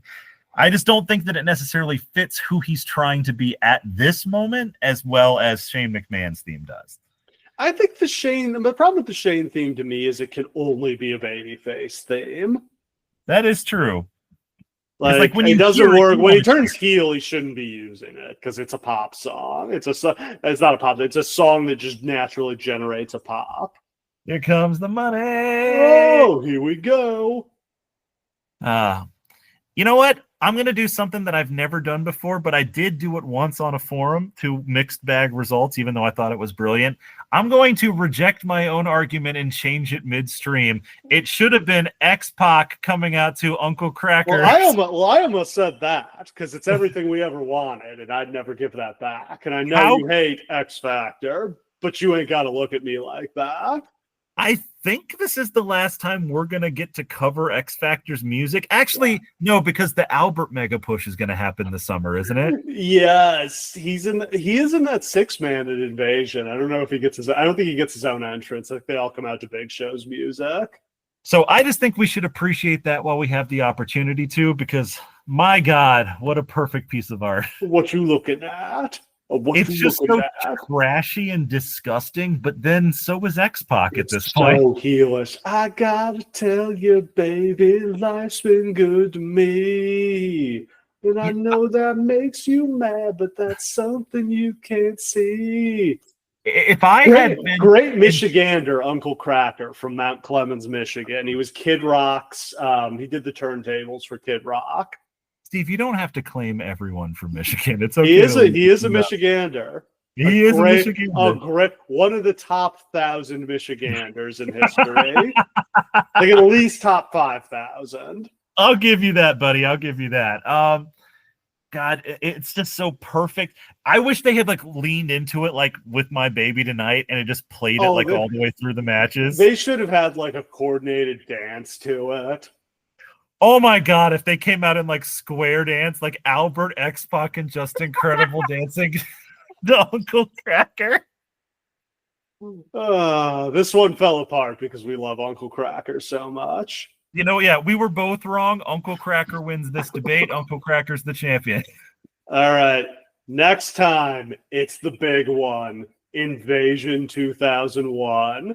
my God, how are we going to do one show and not have it be 3 hours? It's almost impossible. Just talking about how we get here. The twists TV and turns on in the way. they basically have 3 weeks to set this up, but every single one of these episodes of TV is crazy. Like the decisions, the branching off points from this show, like every decision they make is so weird, and we can rebook and relitigate them all. But like, this is an almost impossible pay-per-view to imagine. In the month between King of the Ring and Invasion, they really do change direction 3 times, I think you can say. But also, they succeed on some level. I believe this is the biggest selling pay-per-view non-WrestleMania of all time. I think it is. Yeah. Like, I think it beat Starrcade 97. Yeah. Like, this is like 800,000 smash in business success, but they're dead coming out of it. Yeah. Like, when people heard that it was WCW versus WWE, they had one last chance to bring that's everybody. My thing. I think it's just proof of how strong that concept was. And they do the Austin face turn, I think, really sells it. I think that and just the strength of WWF versus WCW sells this, because this is not the card. The card didn't sell people. People were not buying these matches. They drop off 300,000 buys to SummerSlam. That's where we're at. Yeah. And yet, because of this, 2001 might be the most pay-per-views they ever sold in one year, between Invasion and WrestleMania being so strong. And then, like, Rumble was a good number. They have a lot of other solid ones. Like, this might be their best pay-per-view year ever. And you know what, Steve? We're not going to do Forum Feud next week. I have a new segment in mind. What's that? Require some homework. At the end of that show, after we've watched this show, covered it in detail, both of us are going to have to lay out 10 matches that we would have put on instead. Oh, with this roster. We're putting down the fantasy booking gauntlet, and we're decisively, for once and forever, what should the invasion have been? What's your fantasy? So here we go. Next week, we declare forever and more what we think it should have been, and you can mock us for what we tried to do in this scenario too. That sounds good. And then we'll debate whether we should continue the season or whether this is the end. Deal or no deal? Just like they should have debated whether or not they continued the company after this. Should have reconsidered many of the choices they had made in life at this point. So yeah, we'll have all that and more next time on the Lawcast. Thanks for listening. We'll see you again next time.